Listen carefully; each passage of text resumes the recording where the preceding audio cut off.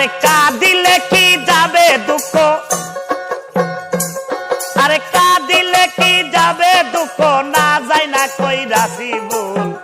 এতদিনে বুঝলাম আমি হারামজাদি নষ্টের মূল, এতদিনে বুঝলাম আমি হারামজাদি নষ্টের মূল।